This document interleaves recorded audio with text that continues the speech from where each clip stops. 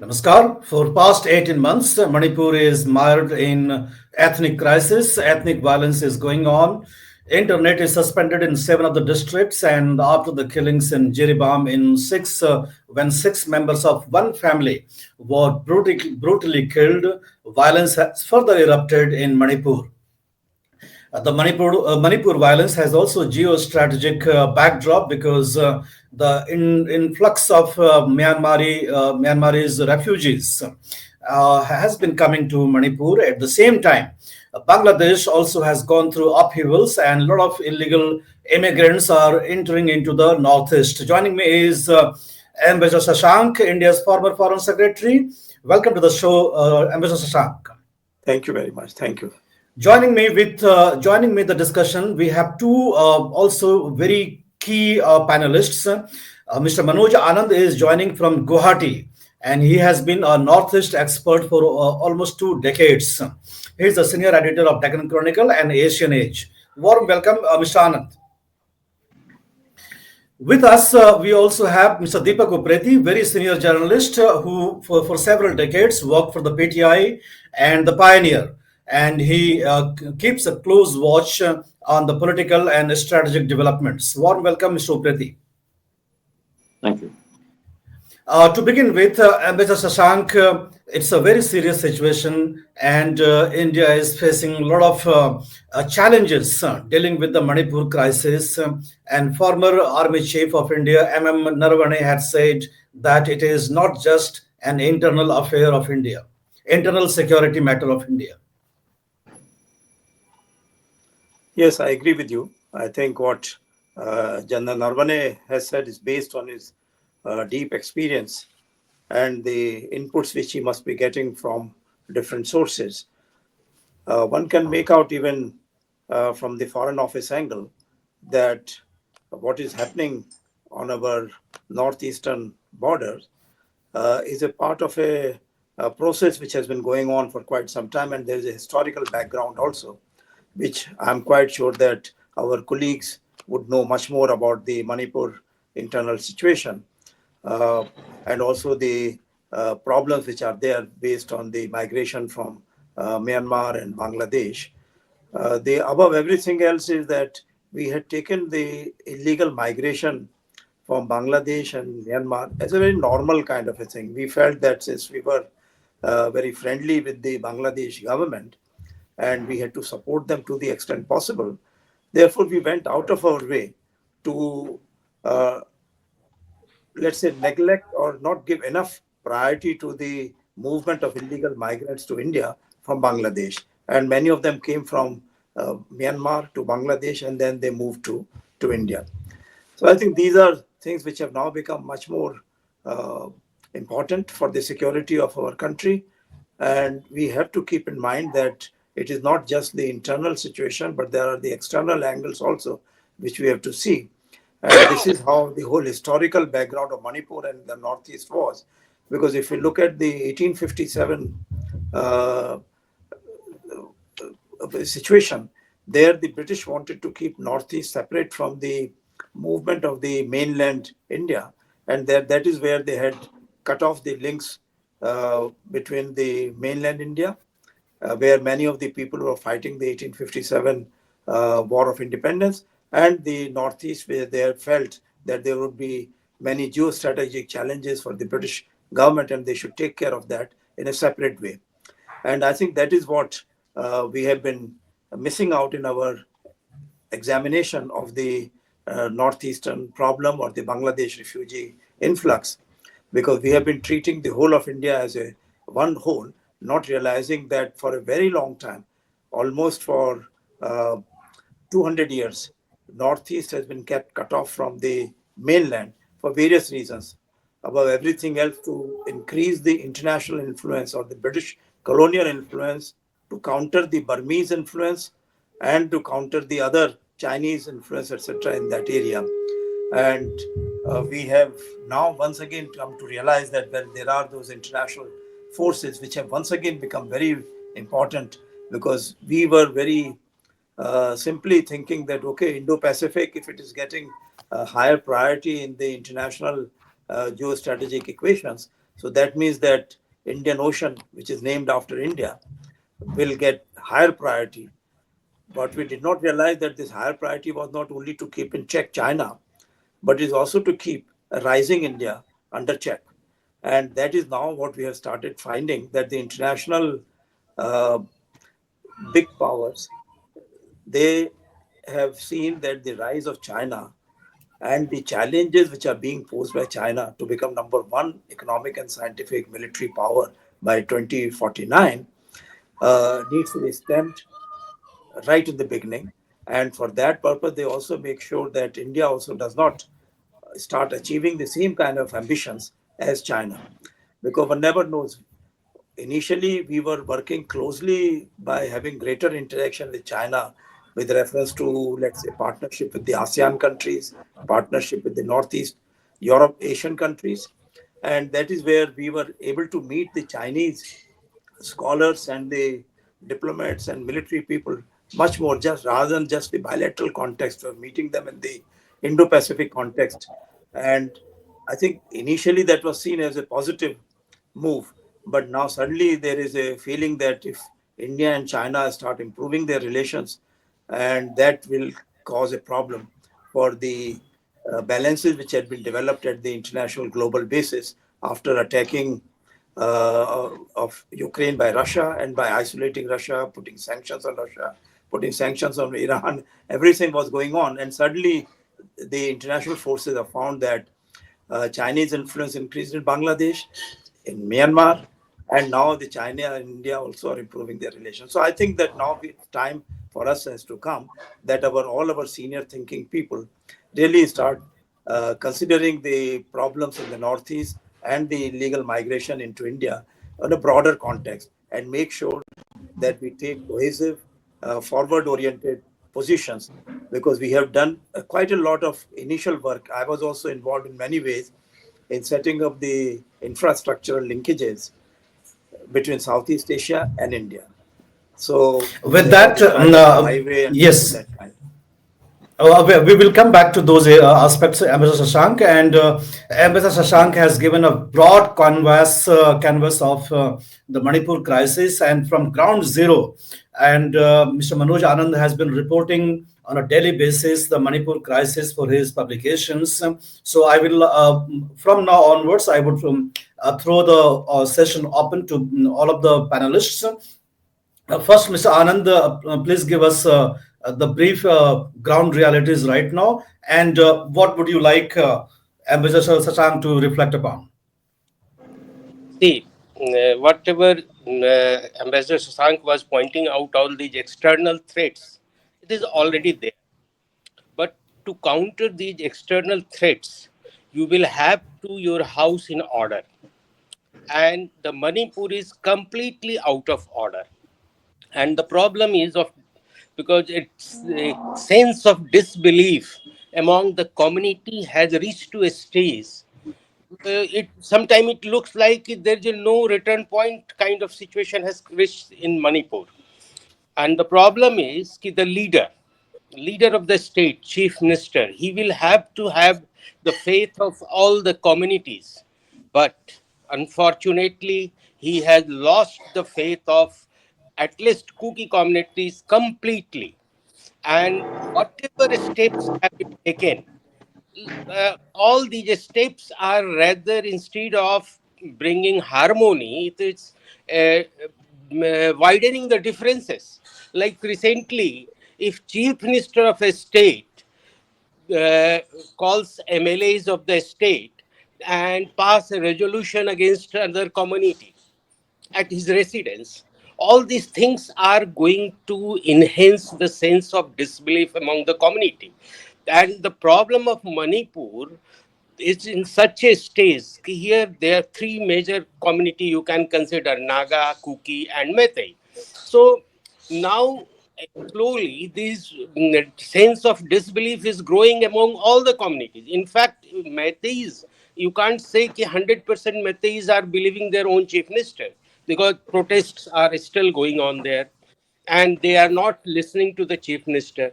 Cookies, they don't have at all any faith. Of course, recently some unfortunate incidents were there. all these incidents are fall of a just a fight of a establishing their supremacy. Ki we are the original inhabitant of Manipur and all these things. So these things can be countered simply by enhancing the harmony, for which I don't see any positive steps so far. True, Arms. Ambassador Shashank, what Mr. Manoj Anand is saying is that the tribal strife is going on and the divide is too deep now. And we have not been able to heal the wounds of some communities, and because of which the external forces may be taking advantage. With your vast experience, we would like to understand how do we respond to such challenges when we have problems within the country because of certain genuine interests being violated, and at the same time that's being exploited by the foreign forces. Well, I think it's a very major issue and needs to be countered by the geostrategic international situation we have to keep in the background in our mind in understanding the issues and the challenges which are posed to the Indian state.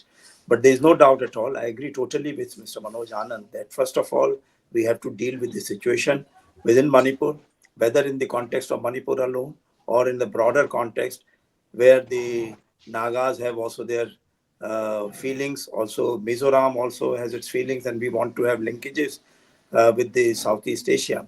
But linkages also bring into being the greater movement of people.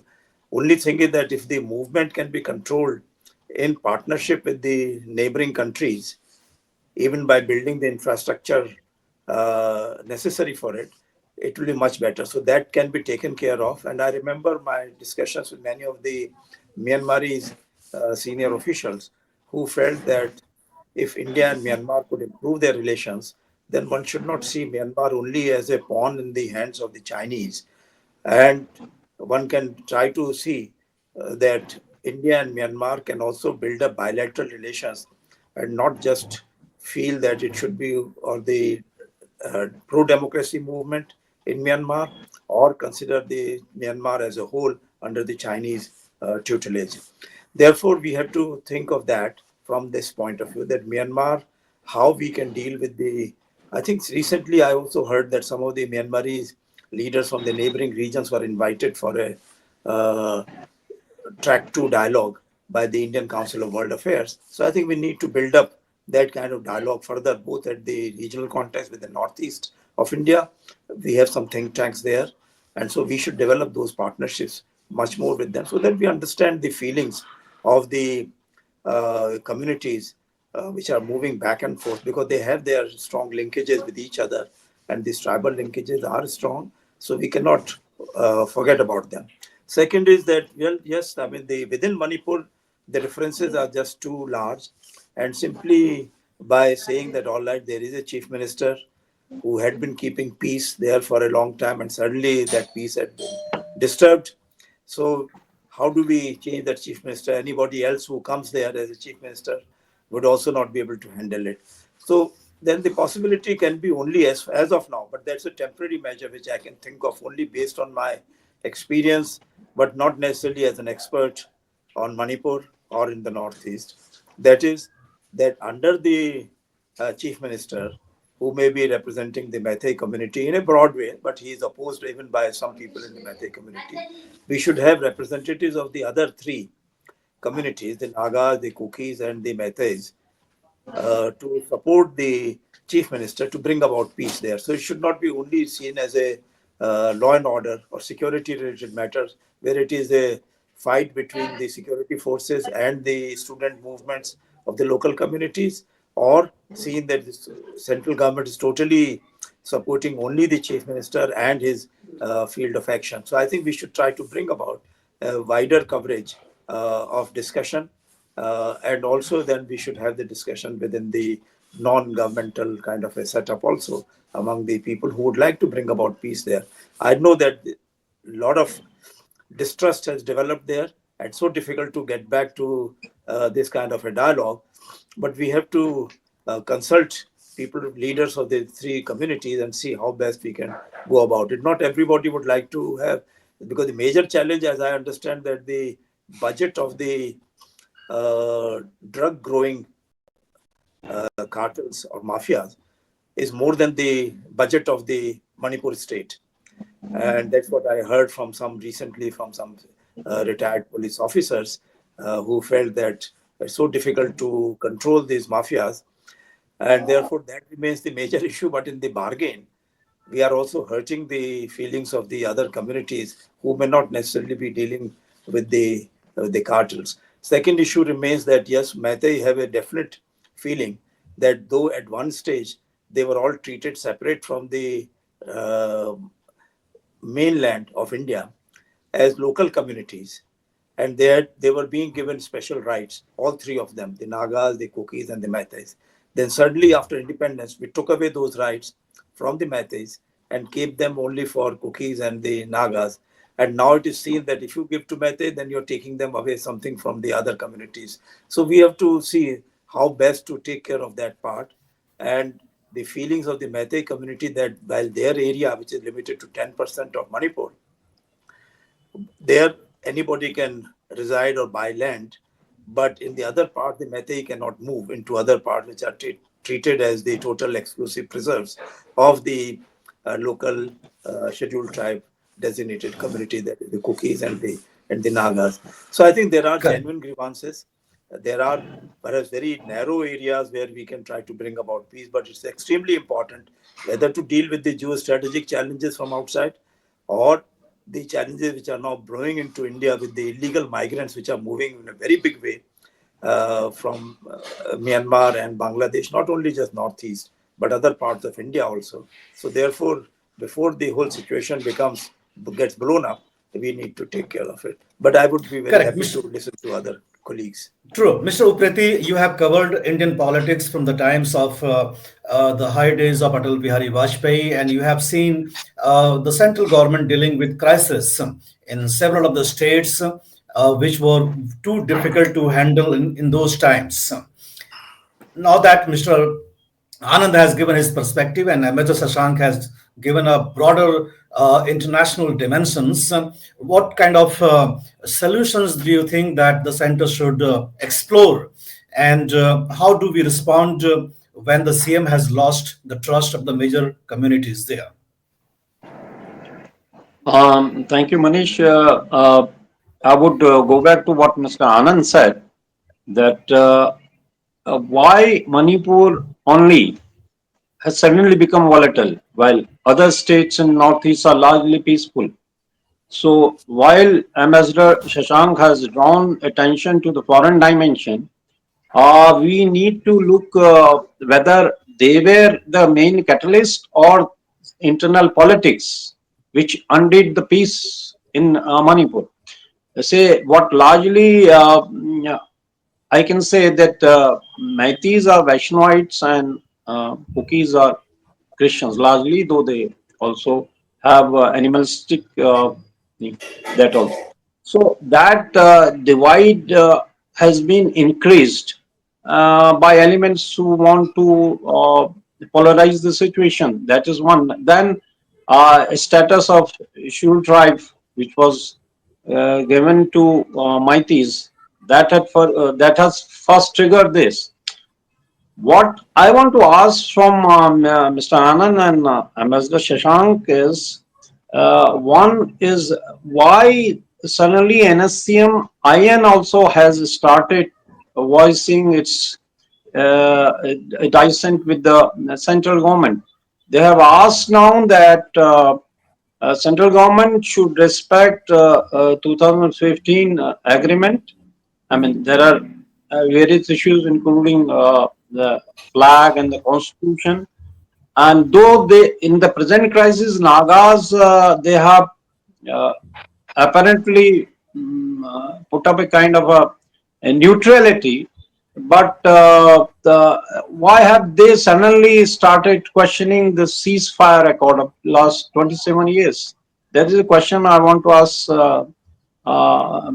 Ambassador Shashank. And to Mr. Anand, I have a question that say Meiteis and Kukis have been living peacefully for decades altogether. What suddenly led to this first this Shul tribe status and then so many elements? And do you, Mr. Anand, do you think that central government could have taken a very legitimate and good step to douse the fires which we are seeing now in Manipur? So questions for both of you, sir. Whoever wants to go first can go. I think Manojji, you have your turn. So And Manish, one more thing before things are how I want Mr. Shashank also to answer on this to explain this free movement this Yes, regime which was annulled by central government and what connect it had with the foreign designs on the northeast. Yeah. correct. Between Myanmar and Manipur. Yes, Mr. Anand, please go ahead. see whatever he wanted to know about these. All these are the history now. How it started. Everybody knows. This was simply a high court order, not a judgment. In fact, order about inclusion of minorities as uh, consider giving this was like a very bizarre kind of order of a court, which was not supposed to be from a court, so that triggered the violence. But behind the background you will have to go in Manipur. There is always a tribal unrest is always there. It is not a new thing which now this was in between Meitei and Kuki. Earlier it was in between Kuki and Nagas. So all these things are very frequent in tribal states here. Because of this mess up by the government always gives just appeasement policy. All these things frequently different government takes different policies. In fact, in harmony, it has never been thought of resolving the problems of entire travel groups. In uh, Everybody knows that if one group is given a prominence, other will be provoked by that. And in similar thing is happening as sir pointed out. 10% of area is under the Meiteis, whereas the population wise they dominate the Manipur. And hills area is completely controlled by Kukis and Nagas, tribal areas.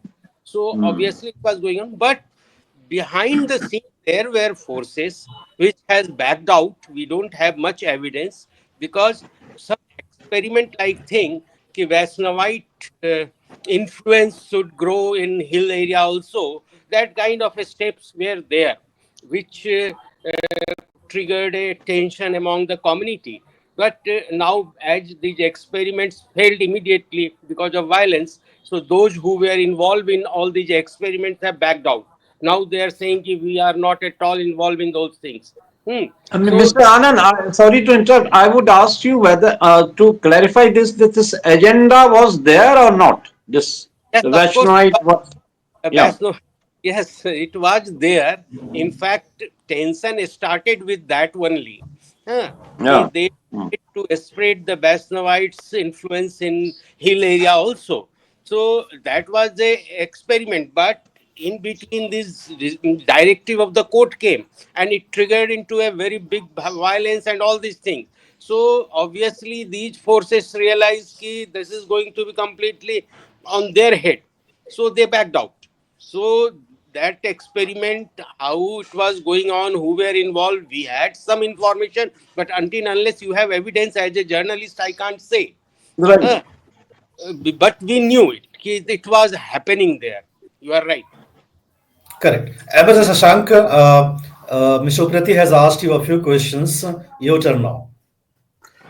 Well, we have to concentrate on the internal situation, which is what Mr. Opreti said, that well, international thing is there, but we have to first bring about peace and consider the internal factors.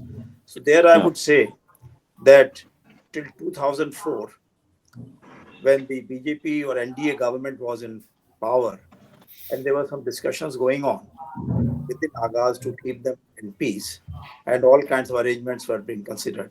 Somehow, there was a complete change of government in Delhi, 2004 to 2014. And after 2014, as Mr. Anand is saying, that then there was some groups were trying to set up the Vaishnavite agenda.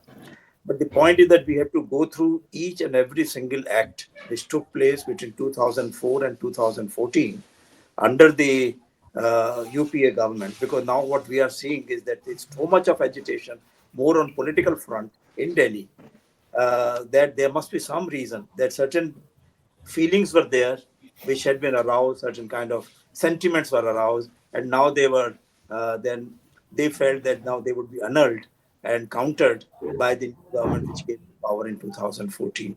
So we should now look at the situation that 2004, what kind of peace we are trying to reach among the tribes in Northeast, and after that, what all took place year by year, month by month, and then after 2014, we have perhaps definitely made mistakes.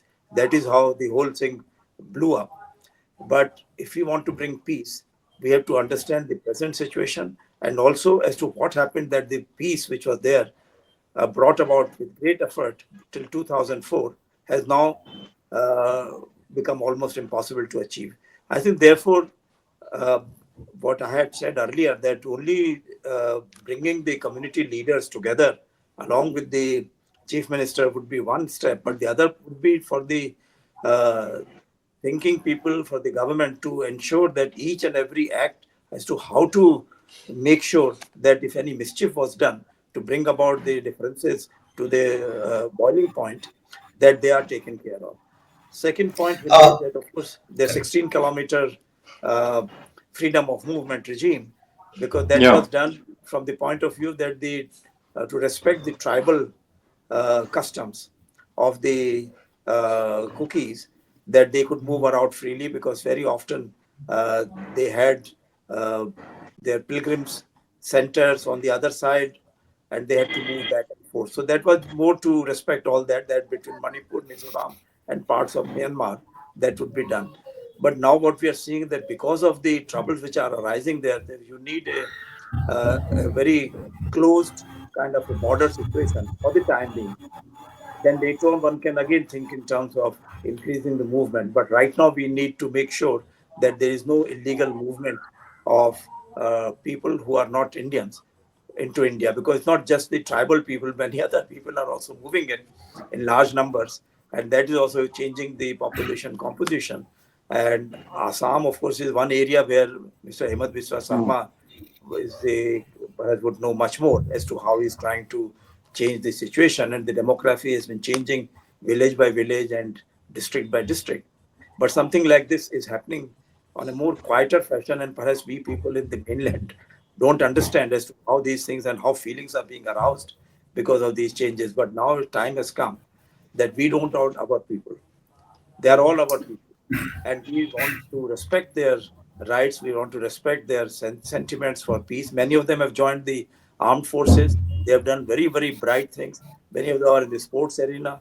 Many of them are in the police. So we need to respect all that contribution that they have made to the Indian state, to their own safety, security. And we have to see that how best we can take care of. But I do not know whether I've forgotten some of the points which Mr. Opreti wanted me to answer. I can take up them. I would Uh, bring in two. Yes, sir. Mr. Prati, I would Yeah, bring in two points. I just wanted to have a clarification as why Muiwa suddenly started speaking after so Yes, many yes, years. yes. Yeah. Just from Minister Shashank, what do you think was prompted him to? Well, till 2004, I would not say it was the end of the story. There was some kind of a temporary peace, uh, some kind of a, let's say, not complete peace, but partial peace was adopted, and perhaps people had thought that that situation was perhaps better rather than going into actual battle. And I think the Indian state had always respected the Naga community, the Naga fighting capabilities. And there was also this feeling, if you see that over a period of time, there was this thinking after 2014 that Subhash Chandra Bose had not been given his due rights, and the INA soldiers had not been given their due respect in the by integration into the Indian army later on after the India became independent. And therefore there was this feeling also that maybe the Bose's army though they fought with many by brave soldiers from the Northeast, but there were many others who had welcomed the entry of Subhash Chandra Bose as a patriot and as a important national leader into Northeast. And so therefore there were sentiments, both the British sentiments, which had to be kept in mind, because if you remember that our first Prime Minister, they had taken certain obligations because of the end of the Second World War, and they did write in some way to the British saying that, well, look, your traitor is now there, and I will like you to handle him rather than the Indian state handling Subhash Chandra Bose in any way. That was before the independence, and the interim government was there. But I think later on also there was this feeling has been there that how do we bring in the reconciliation between the INA people who came into Northeast, the Japanese who came along with them. Many Japanese lives are lost, and so we have their own cemeteries in the Northeast where the Japanese soldiers were buried. I think we need to take into account that when we are trying to improve relations with Northeast Asia or with Southeast, we try to make it much more easier for all these people to come and pay their respects to their people. Because if you see that how Subhash Chandra Bose was respected by people of Indian community in, Myanmar, in Malaysia, and in Singapore, and they handed over all their personal assets to him to go and fight for Indian independence. And if we had got that independence with Hindus, Muslims, Christians, everybody working together, it would have been a different kind of India. But unfortunately, that was not the situation. We were not an independent country. And now we are trying to bring back the situation where somehow a respect can be given.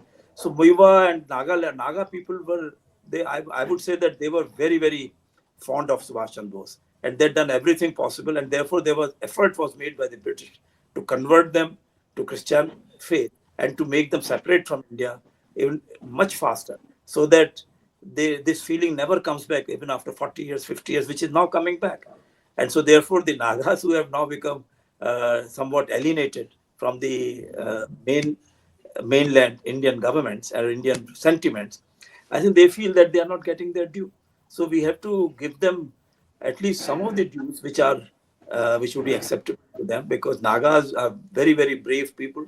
We have to respect their sentiments, and we had brought about some kind of peace at that time. And I was not directly involved, but at least I was present in some of the consultations going on in the central government at that time when I was foreign secretary. But now Mumbai is talking about third party intervention. Well, third party intervention means that this is an international situation. Their Yeah. efforts are being made, as Sheikh Hasina has said that. So we have to add everything together. That Bangladesh became too important for both United States and China, and therefore I remember that when we were there in the NDA government was in power till 2004, the Americans had told us very clearly that you tell us how to deal with Bangladesh. We'll go by your advice in handling the situation in Bangladesh and Nepal and Sri Lanka. Pakistan, we will not listen to you, because we know that you have very strong sentiments about Pakistan and you will not be very positive assessment from your side. But at least as far as the other neighboring countries are concerned, we would like to have the new strategic partnership which we are developing between USA and India. We would like to go by your advice in these matters. The Chinese at that time had been telling us that in Asia there was enough scope for both China and India to rise. And we can have our fights after 30, 40 years when India has risen enough and China has risen enough. But why fight at a time when China is still not has risen enough and India is very much lower in the economic growth paradigm vis-a-vis China? So I think there was this kind of feeling. So after 2004, I left the government. I do not know what all had happened. So we have to now go back to those situations, which is very difficult. And at the same time, we have to see that what started in Bangladesh, and Sheikh Hasina said that, look, they wanted to set up like East Timor, some kind of a setup where they could have control directly, which may not be out of place, because, international forces, they want India to be a good partner. India has been their partner in First World War, Second World War. And if any future conflict, the Western powers would like to India to either neutral or to be friendly to them. But since whenever they have had a feeling that Indians have their own personal ambitions, and they would try to set up some kind of an Asian identity vis-a-vis being friendly to the Western powers, then they have tried to set up either Khalistan in between India and Pakistan, which would be directly controlled. Like Israel is more Jewish people, they have international movement, and they're very important in USA and in Russia. So therefore, those Jewish communities have their interest there. So they wanted to have similarly the Sikh people, very brave people, but somehow have their own ambitions fulfilled to some extent, so that they can be Hmm. kept away from India and Pakistan. The same way, on the eastern side, if Northeast, which had been kept away for a very long time, almost 200 years, from 1857 onwards, so how we can again make sure that that does not unite either with India or with any other Southeast Asia or other kind of linkages which India has tried to establish under their look east or act east policy, and so keep that separate. So Bangladesh, part of Northeast, if they can be put separately and turned into something like a Khalistan or something like a East Timor, then it will be Hmm. good to keep these Asian ambitions from rising too much and keeping the peace which has continued to be there since Second World War under the American and Western tutelage. But peace is there. There is no doubt about it. Ambassador Shashank, one more question I would like to ask. How much does it favor, is favorable to India if there is a military regime continuation in Myanmar rather than a democratic setup? This is some kind of ironical question, but how do you how do you see it? Well, I think both of you would know, Manoj, and you would know much more because you have been handling that part for a long time. I have had my personal discussions with both military leaders as well as with the democratic leaders in Myanmar, and both sides have said that please don't think that we are great country. We have never thought that we would be totally under the Chinese rule. There's something very similar sentiment which Lee Kuan Yew had mentioned to our leaders about Singapore. That That Singapore has majority of Chinese, and in case India does not provide the balancing factor for Singapore, then Singapore will become another Taiwan or another China, and Chinese would try to Oh, increase. Same thing, something similar, very similar sentiments were expressed both by military leaders and by the pro-democracy people road. in Myanmar to me. And that I remember very clearly. They said, look, we have so many. You have your own ethnic groups, religious groups, other ties locally. In Myanmar, we have 100 tribal groups. And when our people go into any tribal areas, they are not going as their in-laws. They are going as more or less like prisoners in the under the control of the local tribal leaderships, and we have to then negotiate with them. It's not an equal negotiation or a negotiation where the center is more powerful, but where the regional autonomy informally is given to them always. Now it has become more formal. And I think the Chinese perhaps did not understand. They have converted almost one third of Myanmar on their side into casino land and into land growing all these drugs, etc. And I think since that was becoming the main center for drug racketeering, I think they wanted to increase. The drug lords don't stop there. They wanted to increase the land, and they moved into Manipur also, which was wherever there is a no man's land or there is a conflict going, these people move in. If I can simultaneously tell you something about my discussions with the top Pakistani leaders and yeah. officials when I was posted in Pakistan in the 80s, and later on when I dealt with them as foreign secretary, they always told me, they said, look, please don't think that the drugs in the Afghan Pakistan border are being made by Pakistanis. We just don't have those capabilities. These are all international mafia cartels. They have great amount of skills. They have great amount of money force behind them. And many times they do things illegally or informally, even with many of the intelligence agencies of the Western countries. And we don't know about them. So we just cannot control them totally. So please don't blame us that we are moving our drugs into India and trying to soften the Punjab belt or Punjab Gujarat belt. So that was at that time. Now, of course, Punjab has become much more drug addicted state. But even at that time in the 80s and 2001, 2003, when I was handling this situation, I remember that these things were being said by them, and they were the issue. They said, "Look, let us work together. We would also like to work with you."